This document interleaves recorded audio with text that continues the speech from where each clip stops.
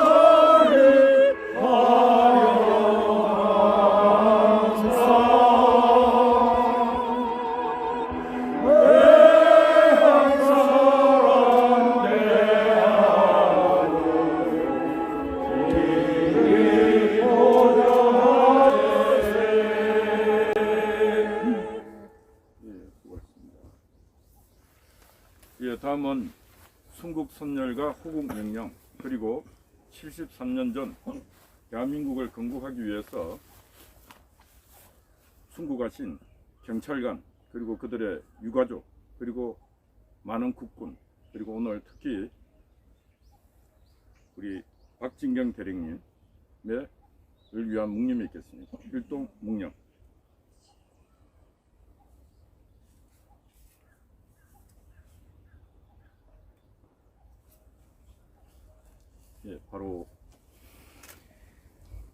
예, 바로 이어서 오늘 추모식 식사를 우리 전민정 대표가 합니다. 자, 전민정 대표 빨리 와요.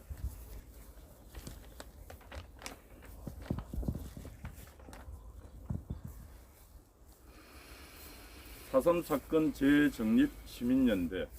이 4.3 사건이 다 허물어지고 4.3 사건이 반란 폭동에서 이제 항쟁으로 변하고 있습니다. 역사가 뒤바뀌고 있습니다. 이런 상황을 그냥 이렇게 자시할 수 없다. 그래서 그냥 가정에 있던 엄마가 나서갖고 단체를 만들고 사무실을 꾸리고 그리고 또 많은 분들을 오셨습니다. 우리 한강덕 장군님이나 나종삼 위원님들 그 4.3을 위해서 수고했던 그런 분들 다 모여갖고 4.3 사건은 반드시 역사적으로 있는 그대로 규정해야 된다. 그래서 우리 전민정 대표가 대표를 맡아서 큰 수고를 하고 있습니다. 우리 전민정 대표의 추모사를 듣도록 하겠습니다.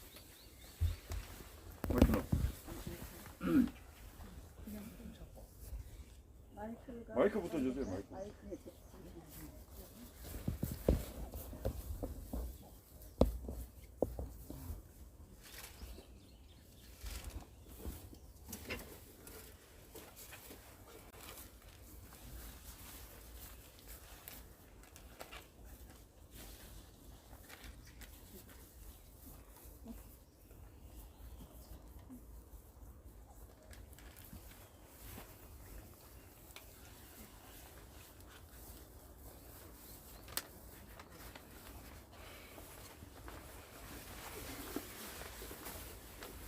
네, 안녕하십니까. 저는 제주 4.3 사건 재정립 시민연대 전민정 대표입니다.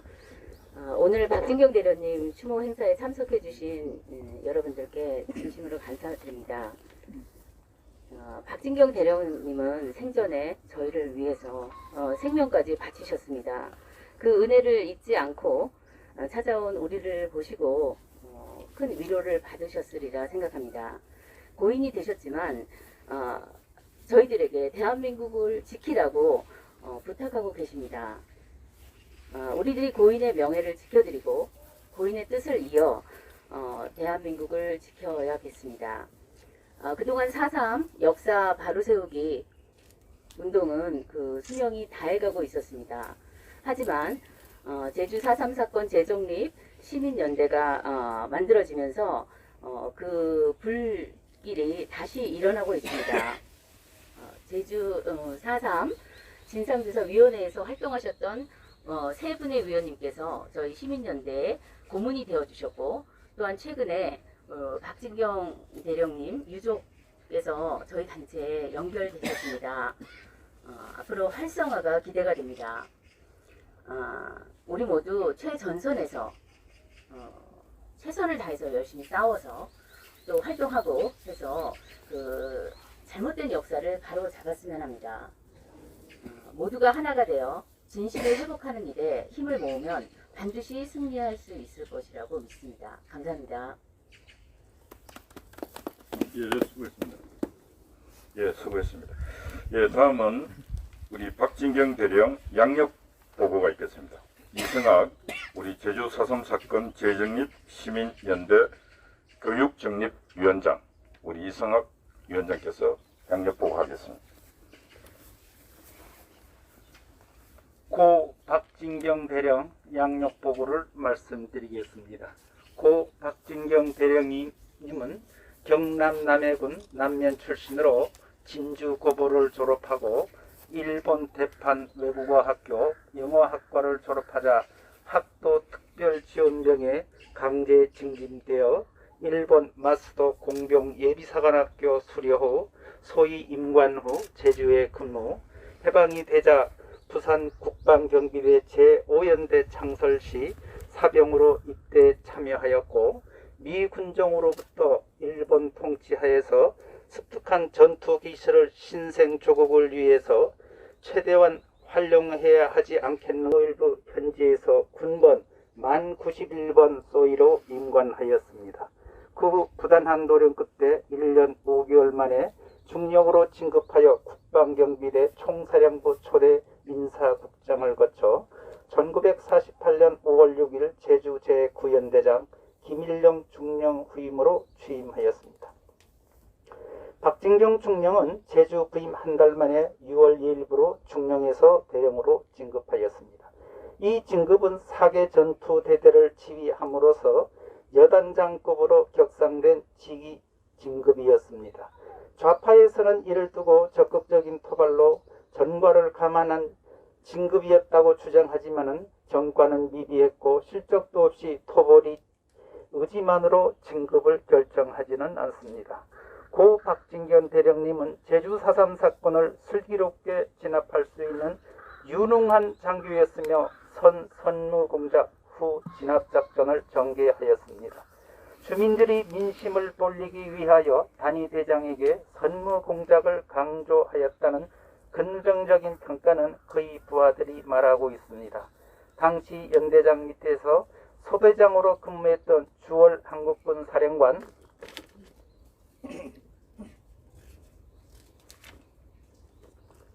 최명 씨는 증언하였습니다. 박진경 대령님이 제주도 재임 기간은 1개월 13일, 43일에 불과합니다. 실제 부대를 장악하고 작전을 지휘한 기간은 이보다 더 짧습니다. 5월 10일 총선거일 날 제주읍에서 김달삼은 5.1군 등 양측 5명이 비밀 회합하여 정보 교환, 무기 공급, 토벌 작전, 사보타주, 탈영병 적극 추진, 특히 반동이 거두 박진경 연대장을 암살하기로 합의. 이것은 박진경 대령님이 부임 4일 만에 암살 계획을 결정했던 것입니다. 제11연대장 박진경 대령이 1948년 6월 17일 저녁 제주 읍내에 있던 그의 진급 축하에는 제주도지사가 마련한 자리로 미군 장교와 11연대 참모 그리고 통일부에서 파견된 장교 등이 참석 가운데 요리지 육성등에서 성대하게 열렸다고 합니다. 박진경 대령은 자정무렵 다른 참석자들보다 먼저 부대로 돌아와 1948년 6월 18일에 제11연대 본부에 위치한 영내의 집무실에서 마련된 침실에서 잠이 들자 남로당 뿌락치 군인에 의해 암살되었는데 박진경 대령이 암살된 제11연대 본부는 당시 제주농업중학교에 위치하고 있었습니다. 6월 18일 새벽 3시 15분경 모슬포 주둔 제3중대장 문상길이 주시를 받은 손선호 하사 등 일당 8명이 침실 밖에서 일부가 경계를 하는 동안 일부는 창문을 열어 손전등을 비추고 취침 중인 박진경 대령을 부산 5연대에서 파견됐던 손선호 하사는 애만총으로 저격하였습니다. 위생병이 달려와 울면서 시체를 씻어냈는데 애만 총탄이 심장과 두개골을 정확히 관통하였습니다. 직접 총을 쏜 사병은 울면서 박진경 대령이 피를 씻어냈던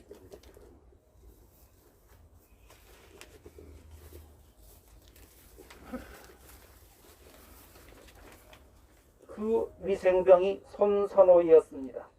젊은 고급 장교로 유명을 달리한 박진경 대령이 그때 나이는 만 29세였습니다.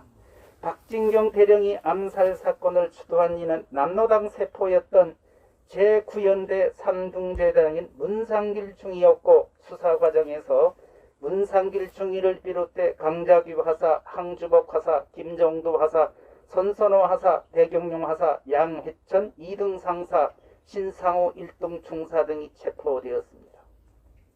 문상길, 신상호, 손선호, 대경용 등 3명은 8월 14일 열린 고등군법 회의에서 사형을 언도받았으며 문상길 중위와 손선호 하사는 1948년 9월 23일 경기도 수색이 한 기술에서 총살령이 집행되었습니다. 숙군이 시초는 제주 4.3 사건 당시 제11연대장 박진경 대령이 암살되면서 암살본 문상길 중위 일당을 체포하는 사건으로 볼 수 있습니다. 이어서 여수 14연대 반란 사건 계기로 육군본부는 바로 남로당 뿌락치 대대적인 숙군을 하게 되며 이후 군 입대제에 대한 사상 검열이 강화되었습니다. 좌익 혐의에 대한 검거가 군 전체로 확산되었습니다. 비록 우리 박진경 대령 제11연대장님은 젊은 나이에 돌아가셨지만 숙군의 혈과 국군은 정치적으로 균일한 성격을 가지게 되었으며 숙군은 국군 내의 좌익 세력을 제거할 수 있었으며 그 결과 6.25 한국전쟁 시기 국군은 전쟁 초기 패배에도 불구하고 내부로부터 와해되는 것을 방지할 수 있었습니다. 이것으로 보아서 고 박진경 대령님이 죽음은 헛되지 아니함을 볼 수 있습니다. 장례는 1948년 6월 18일 국군 최초 육군장으로 엄수되었고 1950년 6.25 한국전쟁 때 나라에서는 을지 무공훈장을 소유했습니다. 이상으로 고 박진경 대령 제11연대장님 양력 보고를 마치겠습니다. 감사합니다.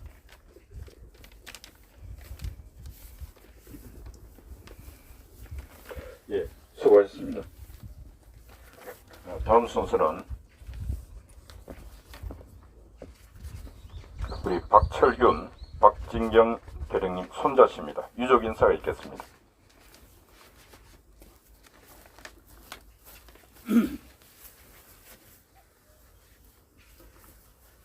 예, 여러분 안녕하십니까.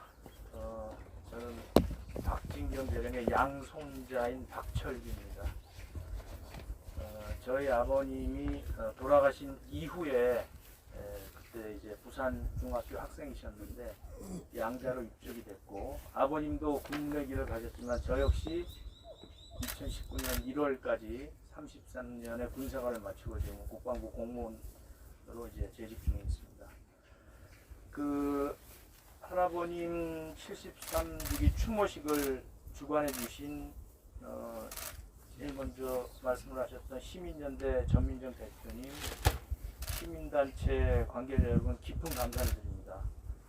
그리고 저도 자료를 공부하면서 책으로 뵀던 나종삼 위원님과 여러 원로 여러분들, 그리고 제주도에서 할아버지 공덕비를 포함해서 올해는 여기서 열렸지만 코로나 이전까지 수십 년간 할아버지의 어떤 업적과 공적을 기리면서 해주신 뜻있는 제주 도민 여러분과 이승학 총장님께 감사를 드립니다.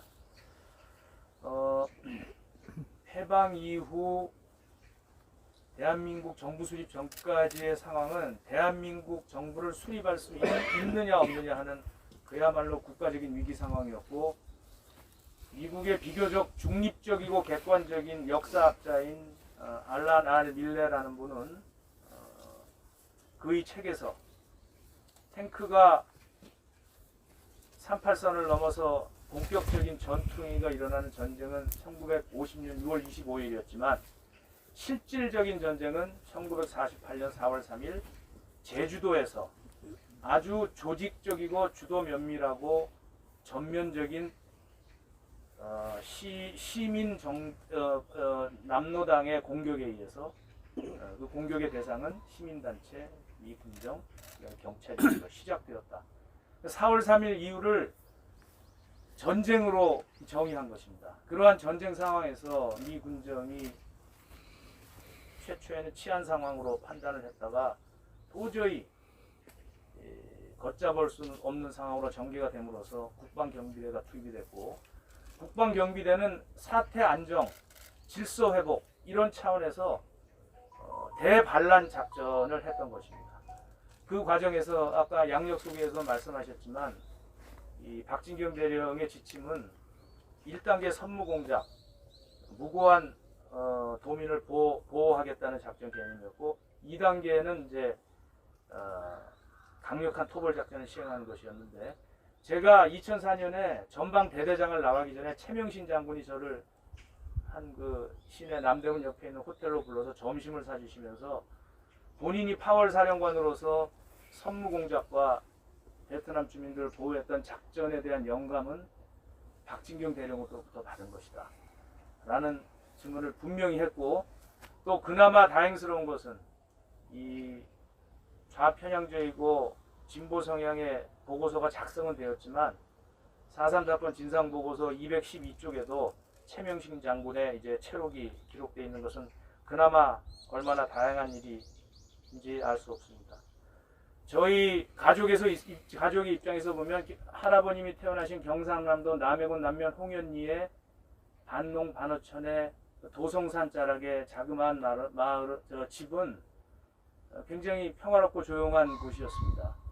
그리고 저희 친할아버지인 박진형, 저의 증조 할아버지인 박병철홍의 5째 아들로 가장 집안에서 성실하고 유능하고 온화하고 책임감이 강한 미래가 기대되는 청년으로 성장을 하다가 이 나라가 광복이 되면서 내가 일본군 장교였지만 사병이면 어떠냐라는 구국의 일념으로 주변에서는 다들 뭐하러 군인 하려고 하느냐, 영어도 잘하고 공부도 했으니 다른 일 하는 게 어떠냐라는 권유가 있었지만 스스로 군인의 길을 택하셨고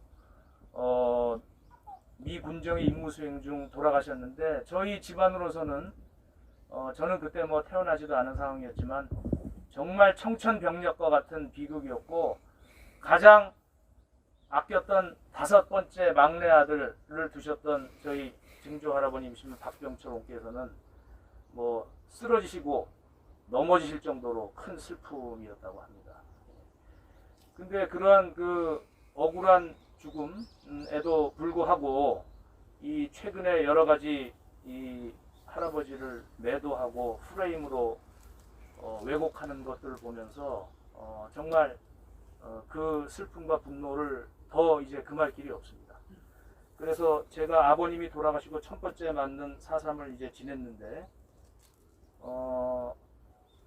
결코 이 왜곡된 진실과 주장들이 많은 사람에게 상처를 줍니다.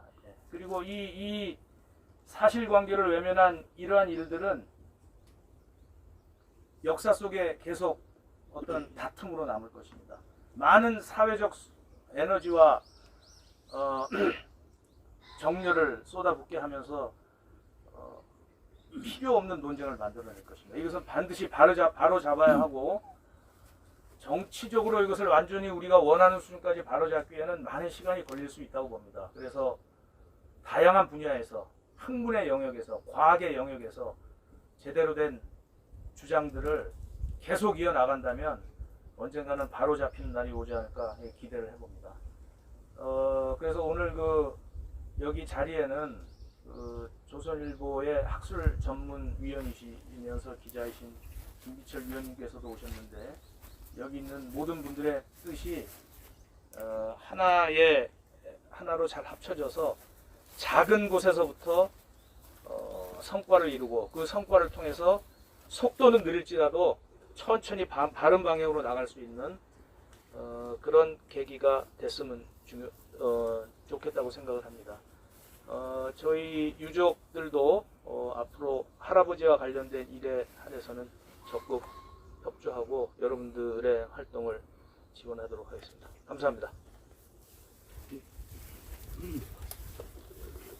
예, 수고했습니다. 우리가 흔히 역사를 잊은 민족에게 미래가 없다고 그럽니다. 예. 근데 대한민국 땅은 73년 전이나 지금이나 변한 게 거의 없습니다. 대한민국의 건국 정신과 대한민국의 이 정사, 역사를 항상 공산당들은 허물려고 노력했고 왜곡하려고 노력했습니다. 그런 긴 시간 동안 우리들은 그 역사를 지키려고 하는 노력이 거의 없었습니다. 그러다 보니까 오늘날 역사는 이렇게 뒤집히고 있습니다.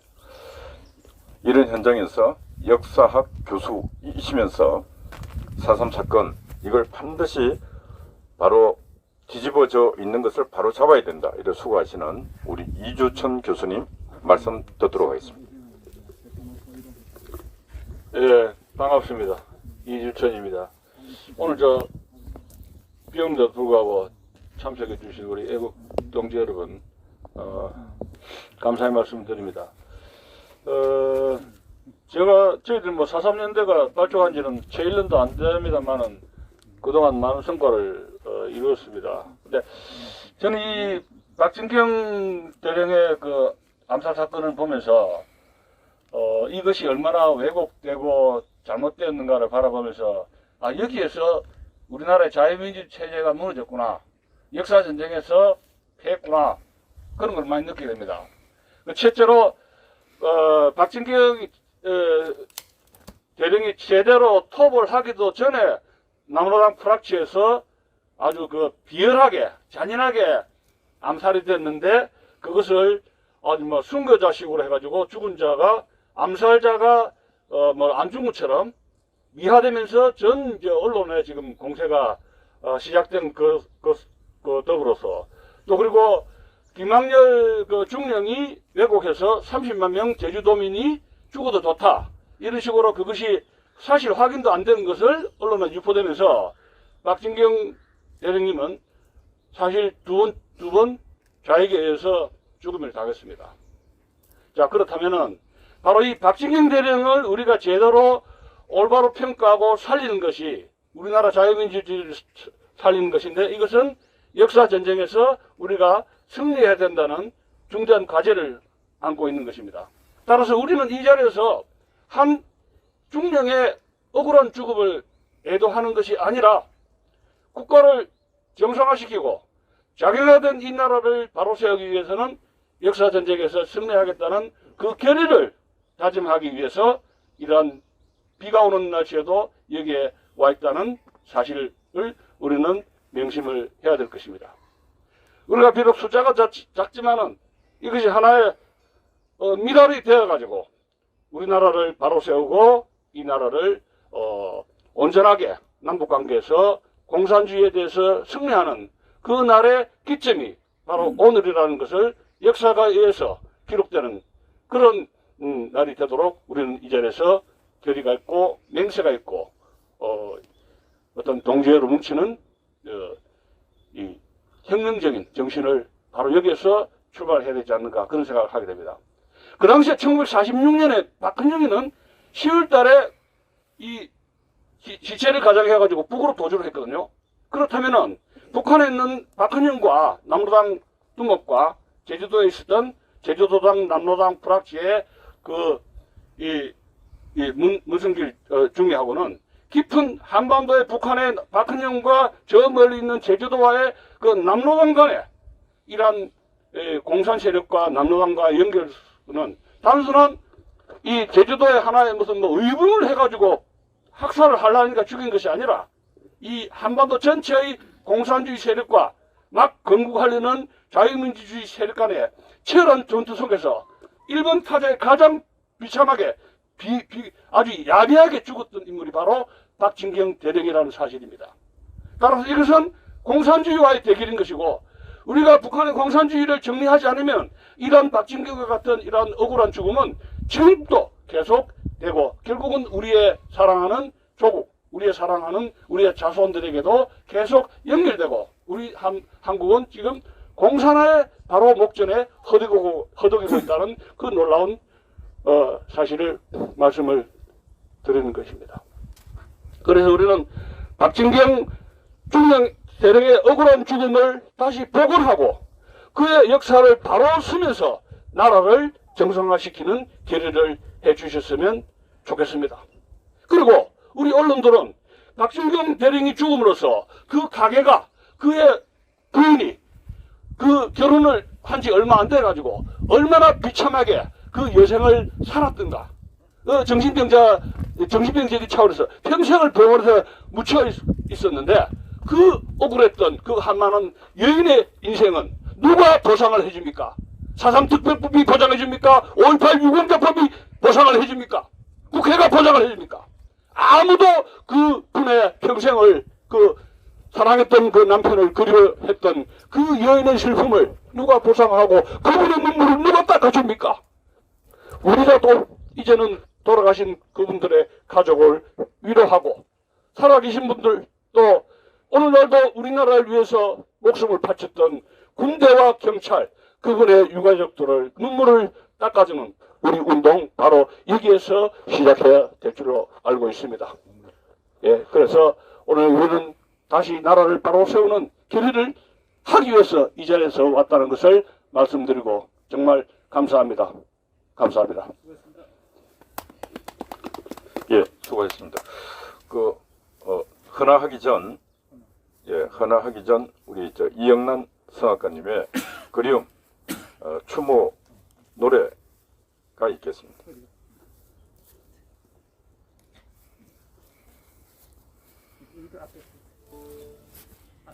저 안에 들어가시고 오케이 또 앞으로 여기 가운데로.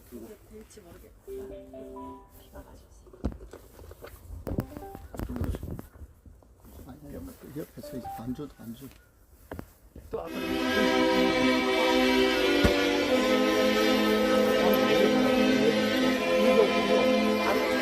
잘못 나왔어.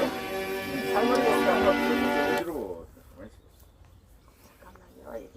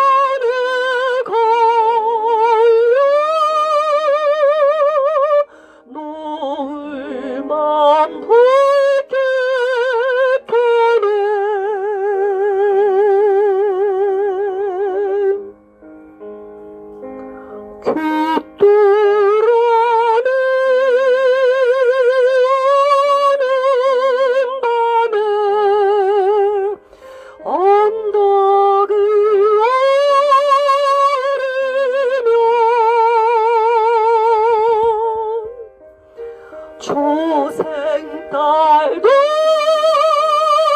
구름 속에 얼굴을 가린다.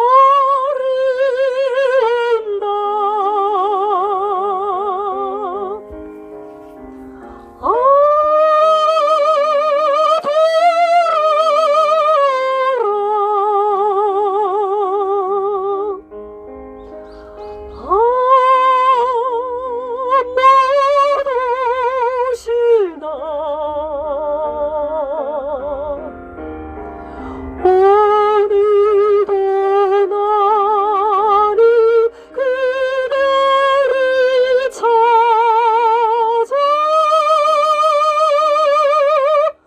어두운 길 달려가네.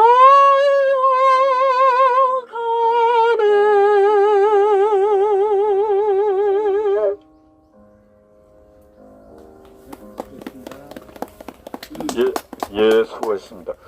자, 지금부터는 헌화 시간입니다. 헌화하도록 하겠습니다. 우리 이거 꽃을 들고 계시죠?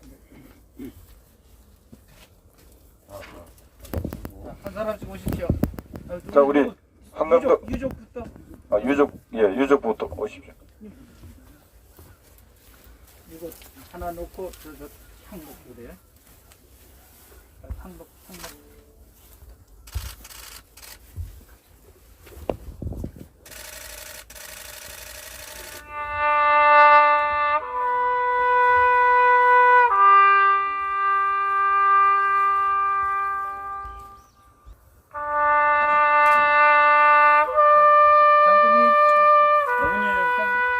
어머님들 오십시오.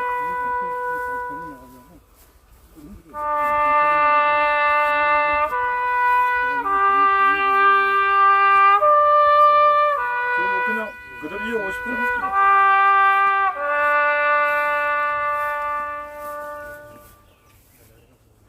자, 우리 회사 구국 동지에도 쭉 그대로 이어서 오십시오.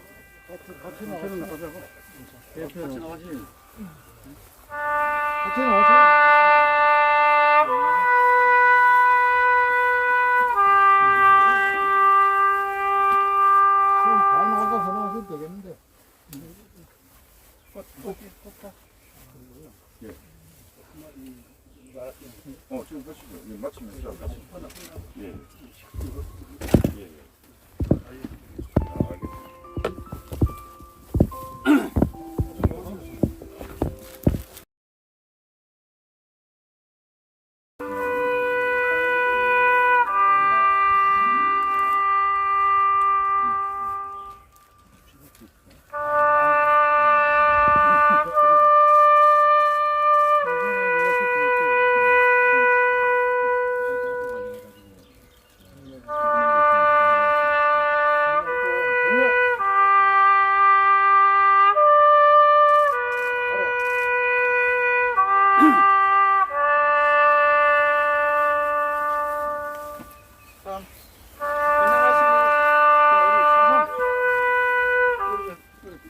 예, 4.3 시민연대 합동 분양하시죠. 분양 많이 하세요. 분양 많이 하시라고요.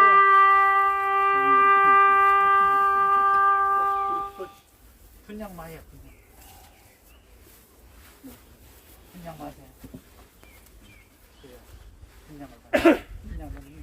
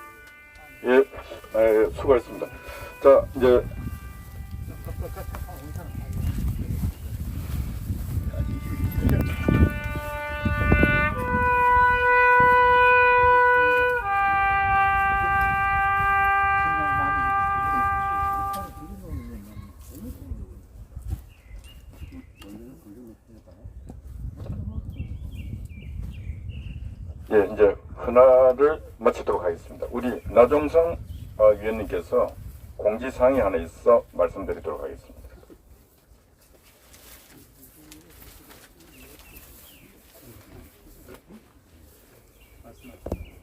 예, 이제 공개사항이 아니고 제가 오늘 우리 이승학 위원장께서 박 대령님 뭘 했죠? 양력 소개를 했는데 조금 더 좀 알려줄 게 있을 것 같아서 보충 설명 좀 하려고 여기 나왔습니다. 박 대령님은 제주도 간 지 약 한 달 반 만에 돌아가셨는데 소개할 때 뭐 구연대왕으로 소개를 했는데 나중에 11년에 나오니까 좀 의아하신 분이 많을 겁니다. 그 관계를 내가 명확히 말씀을 드리겠습니다. 4월 30일 날 전 연대장인 김윤열 당시 중령하고 4.3 사건을 일으킨 김다삼하고 회의를 했습니다. 미군 지시에서 항복하라 하는 회의를 했는데 와서 보고를 한 내용 보니까 이건 뭐 회의 아니라 김다삼이 요구사항 그대로 전달했습니다. 뭐 서초를 철수시키라, 뭐 경찰을 해산시키라, 뭐 김영렬이가 할 수 없는 그런 내용들을 가지고 오니까 미군장에서 이거 볼 것이겠어요. 뭐 이런 걸 가지고 왔느냐. 그리고 이제 상부에 보고를 했습니다.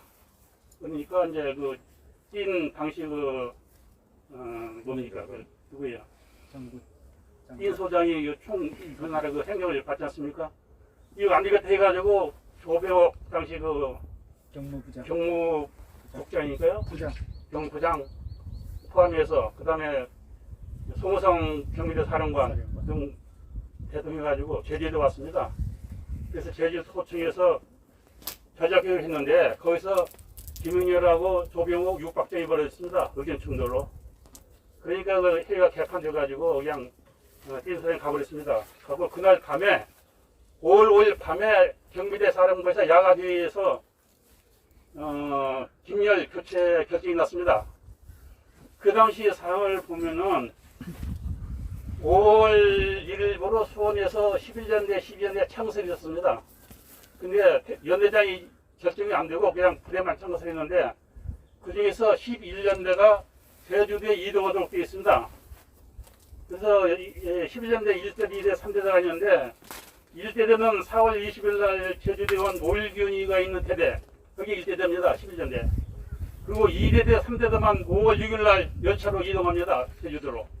근데 연대장이 없지 않습니까? 그래서 사실은 김영렬을 교체시킨과 동시에 제주도지구 토벌사령관으로 김영렬 그 당시 중령이 선발이 된 겁니다. 그래서 박진경 중령이 이제 제주도에 5월 그 다음날 아침 일찍 5월 6일 날 비행기로 제주도에 옵니다. 근데 이것을 알게 된 남당 중앙당에서 같은 날 지도권을 제주도 보냅니다. 그래서 그 지도권은 5월 7일 도착합니다. 제주도 남당 본부에. 그런데 기차 타고 배 타고 오니까 하루 늦은 거죠. 그래서 5월 7일 날 이 지도원이 도착해가지고 지금 이 반동 거두가 오니까 배틀을 세워야 한다 해가지고 회의를 조성합니다. 그것이 5월 10일 날, 5월 10일 날이 선거한 날이었죠. 재헌선거한 날. 그날 남로당 도당의 김다삼하고 조직부장하고 그 다음에 이 경비대 측에서 뿌락지 오일균하고 이율락이 그 다음에 오일균 부관이 참석했다고 그러는데 부관은 쏘이니까 뭐 큰 다른 건 없고 그래서 이제 회의해서 5월 10일 날 박진경 지휘를 결정을 합니다. 이게. 그런데 이 결정은 남로당 중앙당에서 뿌락자 와가지고 진행에 의해서 결정을 내린 거지 남당 제주 도당에서 결정되는 거 아닙니다. 이게.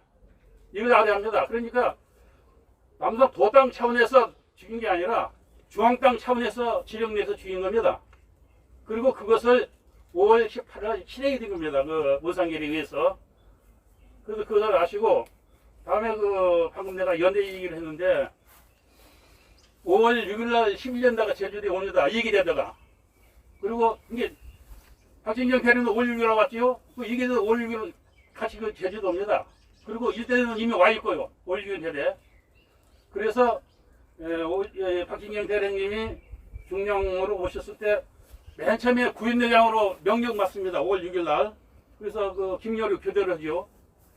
그 다음에 5월 15일, 열흘 후인 5월 15일 날 박중령님이 14장으로 다 명령이 납니다. 전보 명령이. 그래서 구연대, 10연대가 자꾸 나오는데 그런 관계가 있습니다. 그것을 좀 잘 헷갈리니까 좀 제가 보충 설명하는 겁니다. 그리고 박진경 대령의 그러니까 그 평가에 대해서 이 자체 원래는 아주 악의적으로 좀 많이 그 공격을 합니다. 뭐 살인자네, 뭐 사람 많이 죽여가지고 진급했는데 이런 공격을 하는데 그게 아닙니다. 박 대령님은 토부작전 할 때 자기 밑에 4기대가 있으면 4기대. 구연대는 원래가 연대지만 1기대뿐이 없습니다. 실제 병력은 2대도 3대가 없고요. 1대 하나뿐이 없습니다. 그래서 구연대 1대대 하고 11연대는 1, 2, 3대가 다 있습니다. 그래서 정상적인 연대입니다. 11연대는. 그래서 4기대들을 가지고 작전을 했고, 그 당시 여단장급은 전부 대령입니다. 연대장급은 중령이고, 근데 이 양반은 4개 전투대대를 지휘했기 때문에 여단장급 진급할 수 있는 그 자격을 획득한 겁니다. 그렇게 해서 진급한 거지, 그냥 진급시킨 거지, 작전을 잘해가지고 진급한 게 아닙니다. 이분이 작전한 것이 5월 30일부터 6월 2일까지 4일간, 그리고 6월 14일부터 17일까지 4일간, 두 차례 4일씩 있어 8일간 작전을 했습니다. 그래서 그 작전 기간에는 이 남나당 그 유격대들하고 접전이 없었습니다. 왜 없었냐면은 문상일이가 처음 작전 계획을 다 빼돌렸습니다. 작전 얘기가 다 도망가라 해가지고 다 내려버렸어요, 산에서. 그래서 작전하니까 동굴에서 뭐 식량이나 소시대 뭐 이런 세간살이 또는 쌀 이런 것들 많이 뺐었습니다. 그러나 저보고 교제에서 죽인 게 하나도 없습니다. 다만 산에 있는 20세에서 50세까지의 그 사람들을 연회에서 조사를 했습니다. 조사할 때 우리뿐만 조사한 게 아니고 군 요원 1명, 경찰 요원 1명, 그다음에 미군 1명, 이게 합동 신문조를 해서 거기에 이제 그 산에서 연행 사람들 글이 번역가지고 거기서 신문을 냈지 직접 이 작전부대가 신문한 게 없습니다. 그래서 기록에 보면은 약 3,000명 정도 연행을 해서 작전이 끝나갈 무렵이면 5월 16일 날 그때 그 미 국회의원들이 방문하니까 그때 보고 내용이 3,000명을 연행해서 다 보내고 750 몇 명은 그때 지금 심수정이 있다 이런 보고서가 나옵니다. 그런데 이걸 가지고 자수해서 어떻게 얘기했냐면은 뭐 6,000명 연행했네, 5,000명이네 이렇게 아주 부풀려가지고 욕을 하고 이 사람들 다 죽인 것 같이 얘기를 합니다. 그래서 그 죽인 거 그 공으로 뭐 진급했다 이렇게 얘기를 하는데 그 말도 되지 않는 얘기를 하고 있습니다. 왜냐면은 진급이라는 게 지금 우리가 보면은 요즘 보면은 뭐 9월달부터 진급 심사해서 발표를 합니다. 계급별로 통상 2달 내지 3달 전에 발표를 합니다. 이때도 진급은 최소한도 열흘 이상 전에 발표를 합니다. 그러면 6월 1일 진급 대령을 진급했으면은 5월 20일경에 발표가 됩니다. 근데 5월 30일부터 작전도 하기 전에 진급이 됐는데 발표가 됐는데 이것을 어떻게 작전을 잘해서 진급했다고 그런 식으로 이 좌파에서 선전을 합니다. 악선전을 합니다. 또 이런 것들 잘못된 부분 또는 우리가 좀 아래할 부분 이런 것들을 좀 내가 강조하기 위해서 지금 추가 말씀을 드렸습니다. 이상입니다. 예, 오늘은 제73주기 비가 오고 있는 와중에도 추모식을 했습니다. 오늘 추모식장인데 또 사산 역사 공부도 우리 또 아주 우리 나종산 위원님께서 나오셔서 부족한 부분을 또 많은 시간을 할애해서 또 잘 설명해 주셨습니다. 예, 오늘 이곳에 모이신 여러분께 감사드립니다. 내년에도 이곳에 많은 시민들이 와서 4.3을 생각하고 역사를 생각하는 그런 시간이 되기를, 그래서 역사가 바로 정립되는 그런 계기가 되기를 바랍니다. 오늘 여러분들 수고 많았습니다. 감사합니다. 수고들 하셨습니다.